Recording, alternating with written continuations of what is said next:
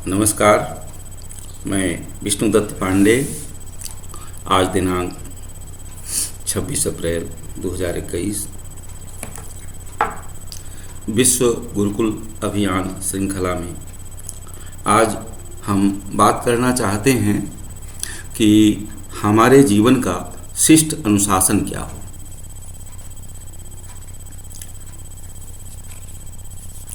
हम पिछले बातचीत के क्रम को आगे रखते हुए बात शुरू कर सकते हैं, जिसमें हमने ये विचार किया था हम लोगों ने कि जैसाम न विद्या न तपो न दानम ज्ञानम न शीलम न गुणो न धर्म ते मर्तलोके भूय भारभूता मनुष्य रूपेण मृगाश्चरन्ति। जिसके अंदर न विद्या है, न तप है, न दान है। इस जो सारे शब्द इकट्ठा किए हैं इस सूक्त के लेखक ने, वैसे ही बात पूर्ति के लिए नहीं कर दिए। ये बता रहा है, ये जो संगठन है शब्दों का बता रहा है कि हम कैसे जानवर से ऊपर उठ के एक शिष्ट मनुष्य का जीवन जीने लायक बन सकते हैं। इसी क्रम में एक श्लोक और उद्धृत किया गया था पिछले बातचीत में कि साहित्य संगीत कला विहीन साक्षात पशु पुच्छ विषानहीन। मनुष्य में साहित्य संगीत कला क्यों होनी चाहिए? कुछ दिन पहले हमने निबंध कभी लिखा था 10-20 साल पहले कि क्या साहित्य निरर्थक है? साहित्य करता क्या है? साहित्य हमारी जो क्रूड वासनाएं हैं, जो क्रूड हमारी भावनाएं हैं, उनको रेक्टिफाई करता है, उनको परिष्कृत करता है, हमारी कोमल भावनाओं को पल्लवित करता है, पुष्पित करता है।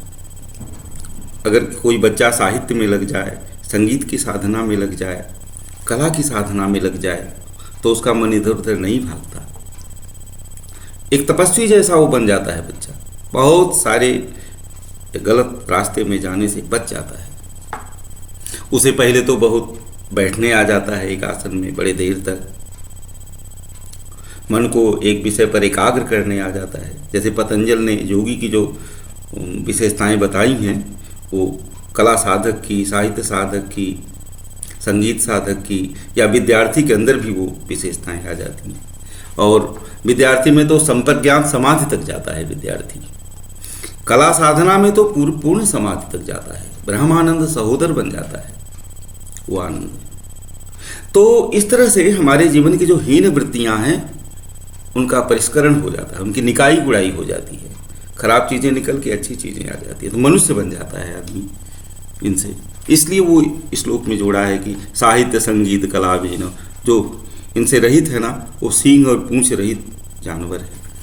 ये जो दूसरा वाला श्लोक था कि जैसाम न विद्या न तपो न दानम, एक दिन विद्या की बात चली थी कि विद्या और अविद्या जो इनका अंतर जाने, दोनों को जाने। विद्या ही क्या है हम नहीं जानते, हम तो शिक्षा शिक्षा चिल्लाते हैं आजकल। शिक्षित हो गए, अक्षर ज्ञान हो गया, कुछ इन्फॉर्मेशन दिमाग में रख लिए, विद्वान हो गए। न तपो, जिसमें तप नहीं है। तप क्या है? तप है शरीर को तपाना, कायिक और मानसिक दृढ़ता ले आना शरीर में, शरीर को सक्षम बनाना, मन और संकल्प शक्ति को सक्षम बनाना। जैसे तितिक्षा, जाड़ा गर्मी बरसात भूख प्यास, ये सब सहने की क्षमता हम कितना आज रखते हैं क्षमता। बड़े जल्दी हमको गर्मी लगने लगती है, एसी में चले जाते हैं, जरा सा तपते नहीं है, जरा सा सहनशीलता नहीं है, भूख प्यास इत्यादि नहीं सह पाते हैं। तो जैसाम न विद्या न तपो न दानम, दान जितना पाओ सब भरो, खाओ, भोग करो। अरे देने का आनंद भी है, देने में तो वो आनंद है, अपने खाने के बजाय खिलाने में वो आनंद है। कुछ महिलाएं जानती होंगी जिनको पाक कला में रुचि है कि अच्छा बना के खिलाने में कितना आनंद आता है। मुझे जब शुरू शुरू में शुगर की बीमारी हुई, मुझे मीठा खाना बड़ा प्रिय था, आज भी है। तो उसमें बड़ा दबाव आया, ओ मिठाई ठाई नहीं खाना, एकदम से छोड़ दिया। मिठाई की दुकान पे जाते थे तो लालच तो नहीं लगती थी, लेकिन वहाँ पे देखिए तो कुछ ऐसे लोग मिल जाएंगे जो नीडफुल लगते हैं, वो पैसा ऐसा मांगते हैं बेचारे, उनको बुला के ले आइए, उनसे कहिए कि जो मिठाई अच्छी लगे वो खाओ, बोलो तो वो दिलवाइए। जब वो खाने लगते हैं तो उनको ज़रा देखिए, आप स्वयं जितना खाने में तृप्ति अनुभव करते, उससे ज़्यादा उनके चेहरे पर, उनके आँखों में जो तृप्ति आती है, देख के मज़ा आ जाता है। हमारे शास्त्र बताते हैं कि जो केवल अपने लिए बनाता है भोजन, अपने लिए खाता है ना, वो पाप खाता है। केवल आदि भवति केवल आदि, जो केवल आदि मैंने खाता है, गीता में कहा ना कि भुंजते ते तु अघम पापा जे पचंती आत्म कारणात्, जो केवल अपने लिए भोजन बनाता है ना, वो पाप खाता है। दूसरों को खिला के खाओ, 2 ही रोटी बनाया, एक गाय को दे दें, कुकुर को दे दें, दूसरे क्या खिलाएं, अपने क्या खाएं। अरे भाई, उसी में थोड़ा थोड़ा करें, तेने तकते न भूंजी था, त्यागपूर्वक भोग करें, उसी में थोड़ा थोड़ा बांट के खा लें, इसका अलग ही आनंद है। कुछ तो वैसे हमारे यहाँ उदाहरण हुए कि बहुत दिन से भूखे थे, क्षुधार्त रंति देव ने दिया करस्थ थाल भी, कहीं से भोजन पाए थे महाराज रंति देव, वो भी किसी को दे दिए। खिलाने का आनंद है, सबको नहीं खिला सकते, उसका एक तरीका निकाला बड़ा सुंदर कि जो विश्वात्मा है उसी को अर्पित कर दो, कह दो कि हे भगवान तुम ही खा लो, तुम तृप्त हो जाओ, तो ही तृप्ते जगत तृप्तम, तुम तृप्त हो जाओगे ना, संपूर्ण जगत तृप्त हो जाएगा।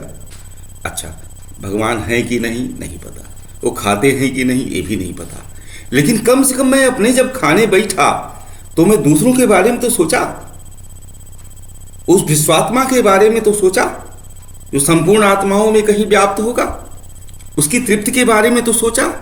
इतना तो मेरी उदारता, मेरा मानसिक विकास हुआ, मेरा फैलाव हुआ, मेरी आत्मा का, मेरी चेतना का, मेरी मन का। ये सब ट्रेनिंग है, ये शिष्ट अनुशासन है। ज्ञानम न शीलम, ज्ञान जिसको नहीं है, अक्षर ज्ञान, सूचनाओं को जान लेना, ये ज्ञान नहीं हमारे यहाँ बताया गया। ज्ञान कैसे आएगा? जब आपकी सम्यक दृष्टि होगी, सम्यक विजन होगा, तब सम्यक ज्ञान आएगा। विजन बदल के, ब्रेन वॉश करके, बहुत सारी इंफॉर्मेशन बता के मानव बम बना दिए जाते हैं। तो ज्ञान वह है ना जो आचरण में प्रतिफलित हो, चेंज इन बिहेवियर ले आए, दूसरों के लिए जीना सिखाए। ये तो मनुष्य की प्रवृत्ति नहीं है, तो पशु प्रवृत्ति है, जो आप ही चरे वही मनुष्य है कि जो मनुष्य के लिए मरे। तो ज्ञानम न शीलम, जब तक ज्ञान शील नहीं बनता, आचरण में नहीं प्रतिफलित होता, खाली किताबी ज्ञान है, कहने के लिए ज्ञान है, आचरण मेरा दूसरे तरह से है, तो तब तक शिष्ट आचरण नहीं है, शिष्ट अनुशासन नहीं है। शिष्ट अनुशासन चेंज इन बिहेवियर, व्यवहार में अगर परिवर्तन आया तब तो सही है, तब वो शिष्ट अनुशासन है।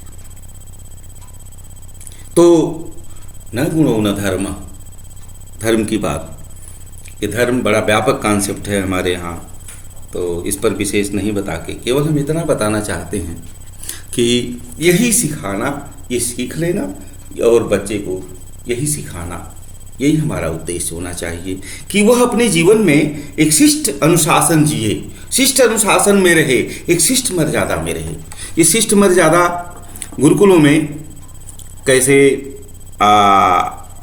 एक्शन प्लान बनती थी, मैंने प्लान को एक्शन में कैसे ले आते थे गुरु लोग, कि बच्चे का उपनयन के दिन इंटरव्यू लेते थे, उसे उसकी मानसिक क्षमता, शारीरिक क्षमता सब देख करके उसे ग्रुप में रखते थे, क्लास में रखते थे। ये थ्योरेटिकल नॉलेज जानने लायक बच्चा है तो उसको ब्राह्मण वर्ग में रख दिया। थोड़ा शरीर से भी ठीक है, बुद्धि से भी ठीक है, इसे दोनों पढ़ाएंगे, शस्त्र भी पढ़ाएंगे, शास्त्र भी पढ़ाएंगे। ये व्यवहारिक बुद्धि में तेज है, इसको ट्रेड कॉमर्स सिखाएंगे। और ये बच्चा मंद बुद्धि है तो इसे सेवा सिखा देंगे, काम करने का तरीका सिखा देंगे। सेवा विधि बहुत कठिन है, सेवा धर्मो परम गहनो योगी नाम अप्यगम्य। देखिए आज मंद बुद्धि बालकों के पुनर्वास के लिए कोई योजना नहीं है, लेकिन पुराने गुरुकुलों को पढ़ने से लगता है कि तब थी। जो बच्चे इस तरह के सैद्धांतिक शिक्षा नहीं ले सकते थे, लड़ाई नहीं सीख सकते थे, ट्रेड कॉमर्स में बहुत मास्टर नहीं हो सकते थे, उनको सेवा की विधि सिखा दी जाती थी। सेवा विधि बहुत कठिन है। सीता जी के बारे में तुलसीदास जी लिखते हैं कि यद्यपि गृह सेवक सेवकनी विपुल काज सेवा विधि गुणी, सीता जी निज कर गृह परिचर्या करे, अपने हाथों से काम कर देती। ऑफिस में राम के साथ बैठती भी थी, घर में काम भी करती थी। निज कर गृह परिचर्या करे। तो परिचर्या कार्य बड़ा कठिन है। तो ये कहना कि जो शूद्र थे उनसे खाली सेवा ली जाती थी, नहीं जी, सेवा करना बड़े बड़े जोगी नाम अप्यगम्य, सेवा धर्मो परम गहनो, जोगी नाम अप्यगम्य, सबके बस का नहीं है। तो उसको भी एक्सपर्ट बना दिया जाता था और बड़ी भ्रांति फैलाई गई आज शिक्षा में। आज जो एजुकेशन हमारी है उसमें ये सिखा दिया जाता है ना कि कोई एक ब्रह्म है जिसके सिर से ब्राह्मण पैदा हुआ, भुजाओं से क्षत्रिय पैदा हुआ, जांघ से वैश्य पैदा हुआ, पैरों से शूद्र पैदा हो गया, ये सिखा दिया जाता है। वेद का एक मंत्र कोट कर देते हैं, ऋग्वेद के 10वें मंडल का, ब्राह्मणो अस्य मुखमासीत। अरे भाई, जिसको थोड़ी भी संस्कृत आती हो जानता होगा कि आसीत शब्द जो है क्रिया, ये अस्ति के लिए है, पैदा होने के लिए नहीं है। ब्राह्मणो अस्य मुखम आसीत, ये समाज पुरुष की एक परिकल्पना की गई। जैसे ये विश्व ब्रह्मांड एक इकाई है, मैं उसका एक अंग हूं, और मैं जो अंग हूं इस विश्व ब्रह्मांड का, इस आंगिक एकता का एक हिस्सा हूं। उसमें हूं तो मेरा अस्तित्व है, उससे अलग कर दिया तो हाथ, जैसे काट दिया तो हाथ बेकार, ऐसे हूं मैं। तो ऐसे ही एक समाज पुरुष की परिकल्पना की गई थी जिसका ब्रेन ब्राह्मण वर्ग है, जो सैद्धांतिक सोचता है, सोच करता है और समाज के लिए सोचता है। ब्राह्मणों से मुख मासीत, बाहु राजन्य कृत, राजा को बाहु किया। इसका मतलब जो रक्षक वर्ग है वही इसकी रक्षा प्रणाली, भुजा है, और जो ट्रेड और कॉमर्स है वही इसका स्थायित्व है समाज का, उसी पर टिका है समाज। और जो मोबिलाइजेशन है वह शूद्र वर्ग है। शूद्र, इसमें कहीं ऊंचा नीचा की बात नहीं है, कहीं कुछ नहीं, सब पढ़ने से कहीं नहीं लगता जो आरोप लगाए जाते हैं, और वो केवल विद्रूपण निकाल निकाल के सजाया जाता है। ऐसे ही आप देखें तो ये वर्ण व्यवस्था थी हमारी। जो सैद्धांतिक ज्ञान लेता था वो 25 साल बाद चाहे तो गृहस्थ आश्रम में जा सकता था, चाहे तो और ऊंचा हायर एजुकेशन ले सकता था, जिसको परास्नातक आजकल कह देते हैं। तब ये परास्नातक बहुत दिन का कोर्स होता, 40 साल की उम्र तक शास्त्र ज्ञान पढ़ना पड़ता था, फिर शादी वादी नहीं करनी पड़ती थी, उसको आश्रम में ही रह जाता था, इसी गुरुकुल परंपरा में चला जाता था, ऋषियों के आश्रम में ही। वो भी अपना कोई आश्रम खोले, चाहे उन्हीं अपने गुरु के ही आश्रम में रह जाए। तो ये जो व्यवस्था थी उम्र के हिसाब से काम करने की, इसको आश्रम व्यवस्था कहा। आश्रम व्यवस्था, इतने दिन से इतने दिन तक पढ़ाई करना है, उसमें इतनी इतनी विद्याएं पढ़नी है। जब जो जिन विद्याओं का जब चलन जो था वो तब तक पढ़ाई जाती थी, और इस उम्र में शादी करनी है तो शादी विवाह करके आर्थिक क्रियाकलाप करना है, धन कमाना है, धन को भोग करना है, त्याग के साथ भोग सिखाया गया। अभी त्याग की बात करेंगे। कितना जिम्मा, कितनी बड़ी जिम्मेदारी इस 25 साल में, 25 से लेकर 50 साल की अवस्था में शादी करेगा बच्चा, अपना घर गृहस्थी बसाएगा, अर्थोपार्जन करेगा, उसको भी सुबह उठ के संध्या उपासना करेगा, पंच बलि देगा, 5 लोगों को अपना भोजन इत्यादि निकालेगा, अपने कुछ भोजन ग्रहण करेगा, आर्थिक क्रियाकलाप, खेती बाड़ी में जाएगा, व्यापार में जाएगा, जो भी करेगा, और सायंकाल कृत्य करेगा। उसमें अग्निहोत्र इत्यादि सिखाया जाता था, हरदम करना है, सबको करना है। और इस आर्थिक क्रियाकलाप से जो धन संचय करेगा उस पर उसको काम कितना था, मतलब कितना उसकी रिस्पॉन्सिबिलिटी थी, सामाजिक रिस्पॉन्सिबिलिटी थी कि देखिए पूरा विद्यार्थी वर्ग भिक्षा पर जीवित, भिक्षाजीवी, पूरा ब्राह्मण वर्ग समाज पर जीवित है, समाज देगा उसको खाना। वानप्रस्थ थोड़ा अपने घर वर से पाएगा, नहीं तो भीख मांग के खाएगा। सन्यास पूरा आश्रम गृहस्थ पर निर्भर है। भारत एक ऐसा देश और समाज था, और आज तो नहीं है खैर, आज इसकी आलोचना की जाती है। तो भारत एक ऐसा देश था जहां भिक्षावृत्ति को सामाजिक मान्यता प्राप्त थी। विद्यार्थी भिक्षा मांग के खाएगा, चाहे वो राजा द्रुपद हो, चाहे वो द्रोणाचार्य, चाहे वो कृष्ण हो, चाहे सुदामा, भीख मांग के ले आएंगे तो खाएंगे। ये भिक्षाजीवी क्यों बनाया गया विद्यार्थी को? इसलिए बनाया गया कि जब वो खाएगा समाज से ले आकर के और पढ़ेगा तो उसको याद रहेगा कि मेरा जो ज्ञान है वो समाज के अन्न पर मिला है। मेरे बाप ने 40 लाख रुपया डोनेशन दे करके मुझे डॉक्टर नहीं बनाया कि अब मैं समाज को चलूं। मेरा ज्ञान समाज का दिया हुआ है और इसका बेनिफिट समाज को मिलना चाहिए। ऐसे ही ब्राह्मण वर्ग को कहा गया था कि ब्राह्मण को अर्थ संचय नहीं करना, शाम को क्या खाएगा उसके हंडिया में नहीं रहना चाहिए, समाज उसको देगा रोटी। हाँ, वो समाज के लिए सोचेगा। यही बात सन्यासी के लिए थी। जो अपंग इत्यादि हैं वो तो बेचारे चलो समाज की जिम्मेदारी है कि वो उनको रोटी वस्त्र दे। तो ये 25 साल तक ही उसको आर्थिक क्रियाकलाप करना है, फिर हट जाना है, रिटायरमेंट है 50 पे। 100 साल मान के आश्रम व्यवस्था बनाई गई थी। वानप्रस्थ बनेंगे, वानप्रस्थ में वो ट्रेनिंग लेंगे दुनिया छोड़ने का, कैसे छोड़ा जाए धीरे धीरे, कैसे तय छुआ जाए, और लास्ट में फिर संन्यास ले लेंगे।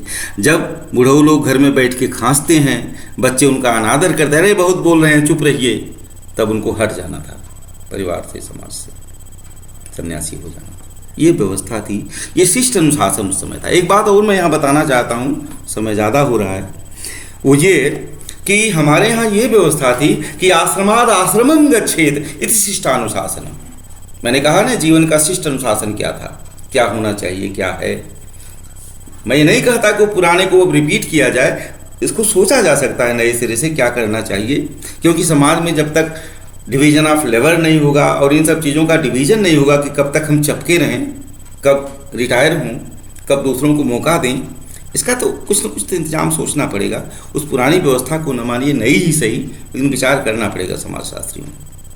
तो ये जो समाजशास्त्री भारत की व्यवस्था बनाए थे, वो बनाए थे कि आश्रमाद आश्रमं गच्छेत इति शिष्टानुशासनम। मैंने कहा था कि हमारे अंदर जैविक प्रवृत्तियां हैं, भावनाएं हैं, वासनाएं हैं, सब इनका क्या किया जाए, क्या इन्हें कुचल दिया जाए, इन्हें फ्री छोड़ दिया जाए? तो बात आई थी कि नहीं, इनको बीच में कहीं जगह बनाई जाए, इनका चैनलाइजेशन किया जाए, उदात्तीकरण किया जाए, इनका रेक्टिफिकेशन परिष्करण किया जाए और इनको अच्छे कामों में लगा दिया जाए, साहित्य में, संगीत में, कला में, भक्ति में। देखिए भक्ति को लीजिए, पूरा भक्ति मूवमेंट साहित्य का परकीया प्रेम पे है। ये परकीया प्रेम पे क्यों है? अपनी पत्नी के प्रेम पे ना है, राधिका दूसरे की पत्नी होगी तो कृष्ण के प्रेम में मरेंगी और उस पर कविता लिखी जाएगी रीतिकाल की, और सब उच्च कोट की कविता लिखी। भागवत उच्च कोट का रसास्वादन करा देता है। तो भक्ति जो है इस प्रेम पर क्यों आधारित है? ये तो समाज का गलत चलन होगा। नहीं जी, ये प्रचारित करने के लिए नहीं है। वहां केवल ये बताया जा रहा है कि जो उत्कट अभिलाषा प्रिय से मिलने की होती है, उस उत्कट अभिलाषा को ईश्वर की तरफ लगा देना है। भागवत में एक बड़ा सुंदर श्लोक है इस उत्कट अभिलाषा को चित्रित करने वाला। वो है कि अजात पक्षा इव मातरम खगा। जैसे जिस बच्चे के अभी पंख नहीं जामे हैं और भूख से पड़ा हुआ घोंसले में माँ दाना लेके आती है चूं चूं करके, तो वो अपना मुंह खोल देता है। तो जैसे अजात पक्ष बच्चा नहीं जमा है जिसके पखना, ऐसा बच्चा माता की उसमें आशा में मुंह बाए रहता है।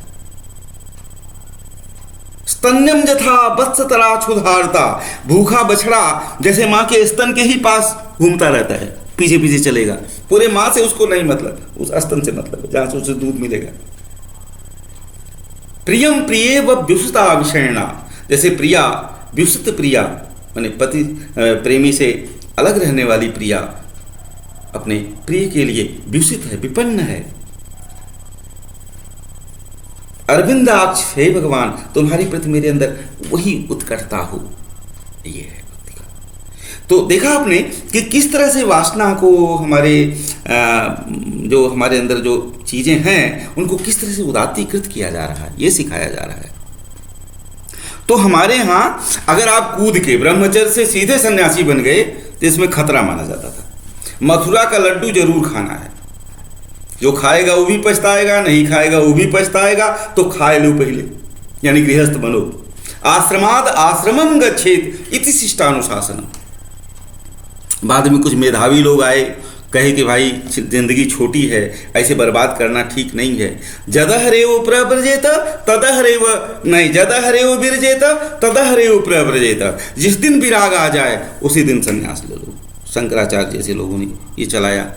चलो, ये कुछ लोगों के लिए है, एक्स्ट्राऑर्डिनरी लोगों के लिए है, लेकिन जो शिष्टानुशासन है, जनरल अनुशासन लाइफ का है, वो यही था कि आश्रमाद आश्रमम गच्छेत। क्यों? क्योंकि जिंदगी सिखा देती है जिंदगी से डिटैच होना। हमने कुछ ऐसे बूढ़ों को देखा होगा, खटिया पे पड़े रहते हैं, खांसते रहते हैं, कहते हैं हे भगवान अब ले चला। नहीं तो कोई नहीं मरना चाहता। विषम परिस्थितियों में भी हम जीना चाहते हैं, जेल के हवालात में भी सुख चाहते हैं, जीना चाहते हैं, लेकिन यही जिंदगी ऐसा रगड़ देती है, ऐसा सिखा देती है ना, कि हम कहते हैं कि अब ले चलो भगवान। ये क्या है? ये आश्रमों में गुजरने के बाद अपने आप संन्यास, वानप्रस्थ आ जाएगा, संन्यास आ जाएगा, मथुरा का लड्डू का स्वाद पता चल जाएगा। तो स्वे स्वे कर्मणि अभिरता, अपने अपने काम में इस तरह से लगे रहो, सब पार हो जाओगे। ये शिष्टानुशासन था, ये था। आज क्या होना चाहिए ये फिर कभी। आज ज़्यादा समय हो गया, आप सब लोग हमको धैर्य से सुन लेंगे, हम इतने से ही बड़े प्रसन्न होंगे। और बहुत आभार, प्रणाम, अभिवादन।